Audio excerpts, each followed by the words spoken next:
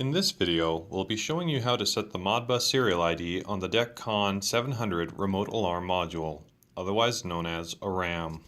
By default, all RAMs and ITMs have their Modbus IDs set to 1.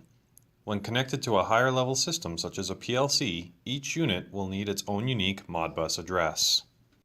Please also note, when connected to a RAM, the sensor assembly ID needs to be set to 1 in order to communicate with the RAM, and the RAM ID needs to be set to the address that the PLC will be communicating with.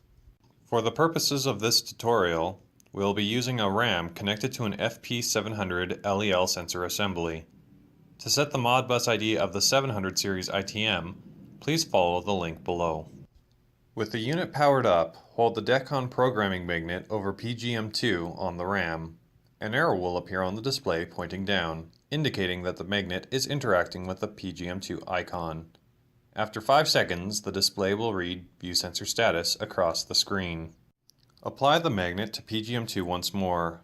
Once the arrow appears pointing down, remove the magnet and the display will read Set Auto Span Level. Hold the magnet over PGM2 again until the arrow appears and remove the magnet. The display will now read Set Serial ID. Hold the magnet over PGM1 for about 5 seconds. An arrow will point up on the display indicating you are interacting with PGM1. And wait until the display reads Set ID. The display will now read the current ID setting. Using your magnet, flick over PGM2 to increase the number and flick over PGM1 to decrease the number. Once you have the ID number that you need, hold the magnet over PGM1 until the display reads ID saved. The display will now continue to scroll Set Serial ID. Simply leave the unit alone for a few seconds and it will time out, going back to the operational display.